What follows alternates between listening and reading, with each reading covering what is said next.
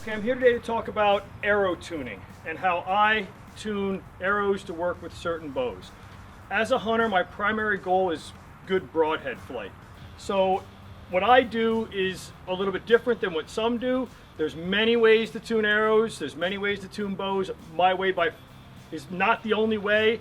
I'm not saying it's the only way, it's just what's worked for me, primarily as a hunter, to get good arrow flight using the broadheads that I've chosen to use or have interest in using. On my normal hunting setups, I'm shooting roughly a little over 50 pounds. I'm shooting a 400 spine shaft, and I'm running 225-ish grains out the front. I achieve that with a top hat, 100 grain brass insert, and any good 125 grain head that I've had luck with. This is a snuffer, great head. Out of that same bow, with that 400 spine shaft, I can take another top hat 40 grain aluminum insert with a 190 grain Simmons, either a tree shark or an interceptor, and this is the head that I'm going to shoot this year. Comes in right around that 225-ish. The bow we're going to be working on today is my WF-19 from Dwayne and Calvin. Awesome riser. Just got it set up with Border Archery of Scotland Hex 7 limbs.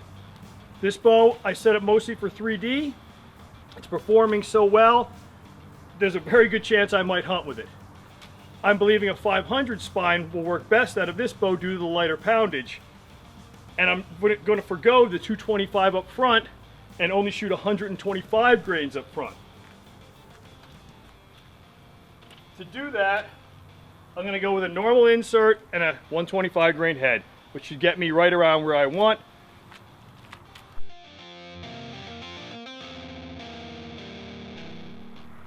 Again, there's lots of ways to tune arrows. I'm a big proponent of bare shafting, cutting an arrow down to achieve proper spine for the given bow. So to start with that, you need to get some bare shafts. Lancaster Archery, my good buddy John Wirt, just sent me a nice box in the mail. We have 24 500 spine shafts. We've got, I shoot 5-inch feathers, and like I said, primarily I'm a bow hunter. I'm shooting deer at close range.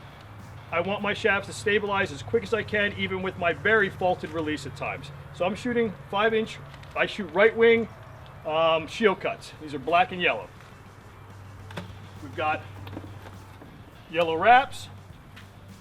Now I've already taken the liberty, because I didn't want to wait while glue was, I've epoxied a regular insert and a 125 grain top hat field point into this full length ICS Bowhunter 500 shaft. What I'm going to do is I'm going to set the camera up high, and you're going to see me shoot this one. This is a full length arrow. I believe it is going to be a bit weak. You're going to see it come out and go tail left. I'm going to reset the camera and we'll take a look at that.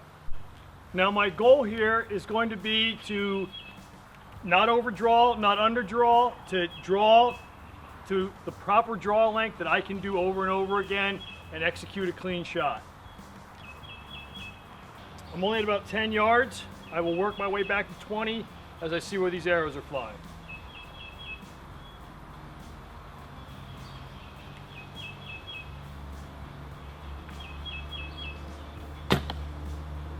Okay, we're gonna go walk up and take a picture of the arrow.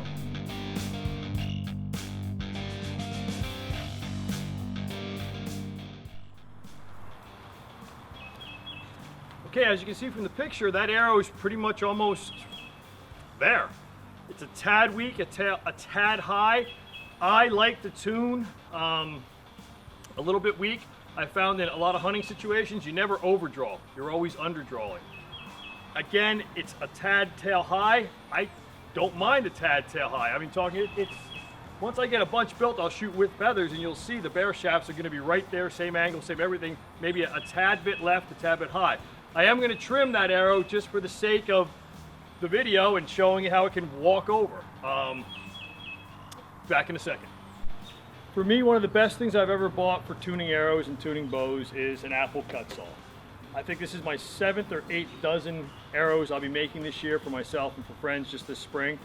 It is great. It's such a non-hassle to be able to do everything you need to do at your own house. So I know they're expensive, but you can make one. There's lots of stuff online about how to do it. A cut saw is a critical tuning tool in my book. So here we are. Here's the full length shaft. We're gonna take about, I'd say maybe, I like to start pretty small. I do 1/4 inch cuts. Now remember, the tip is epoxied in, so we have to go from the back end.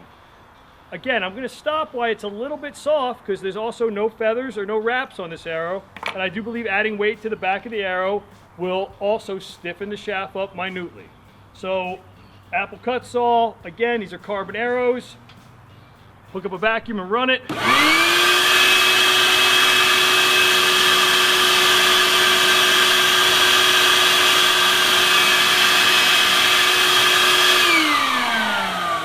One simple cut. Push your knockback in place. I'll set up and we'll shoot it again. Okay, we've made one cut. We're back. This video is not what I thought it was going to be.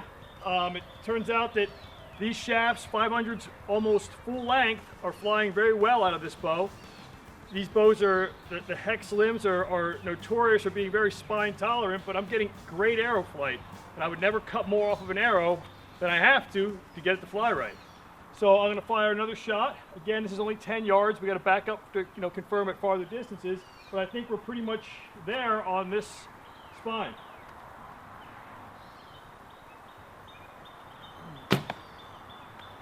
Okay, I'm going to walk up and take a picture, but I think we're good.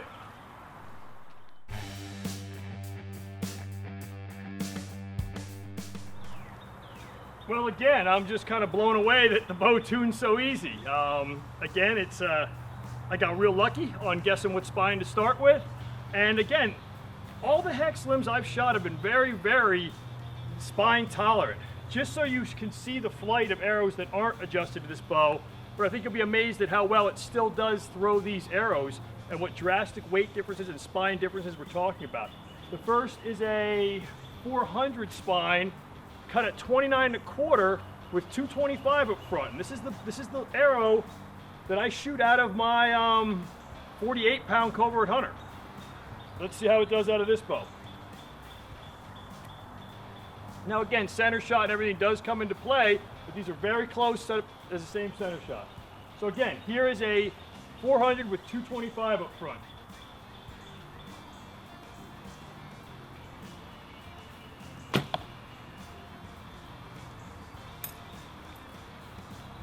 And actually flew really well.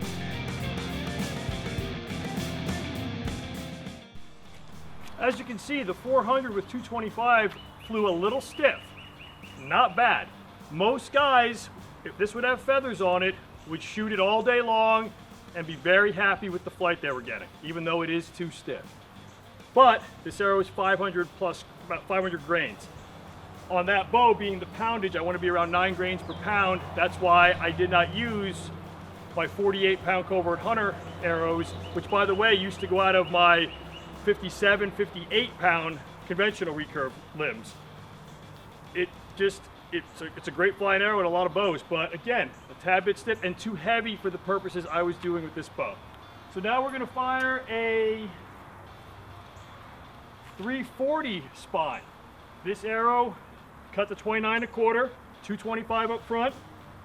This is the arrow that I shoot out of my 56-pound covert hunter and a few of my 65 to 70-pound conventional recurves that flies well out of.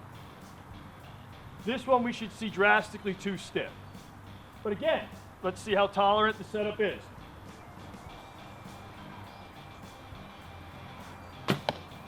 Okay, there we got it shows how it did not like the arrow. Let me get a picture.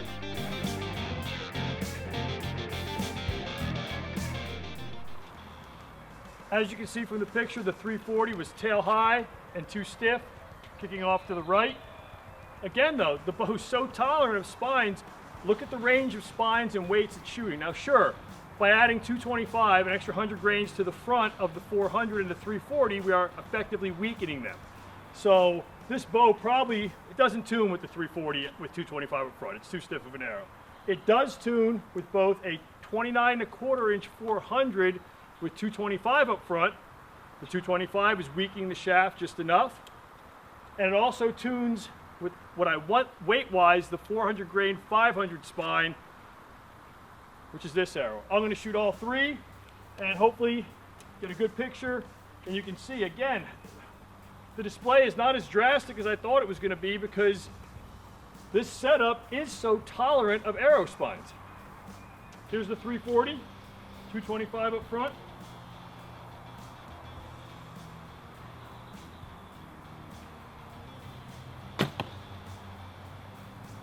Tail right and it's a bit tail high. Here is, we'll shoot the 400 with 225 up front. This bow likes this arrow. I knew that before I ordered the 500s, but I did not want to shoot 500 grains. I wanted to be around 8.9 to 9 grains per pound versus 10 point something for 3D. I want my trajectory to stay the same whatever bow I'm shooting. Okay, it's still tail right. You can see it the way it flew. And here is what we're hoping is the ticket. The 500 spine, 125 grain up front. And it's perfect.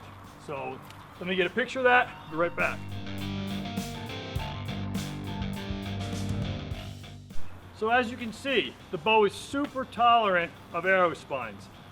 I'm trying to tailor my weight and my tune for particular broadheads. As a hunter, it is paramount to me that my arrows are flying as straight as they can, as quick as they can, therefore penetrating the best they can. I'm gonna back up and shoot a 20-yarder on that bear shaft. Then I'm gonna get busy cutting arrows because I've found the perfect tune. I'll be back. Okay, we're back at 20 yards. I'm gonna shoot the bear shaft. 500 spine with 125 up front. We're looking at slightly weak to almost straight on.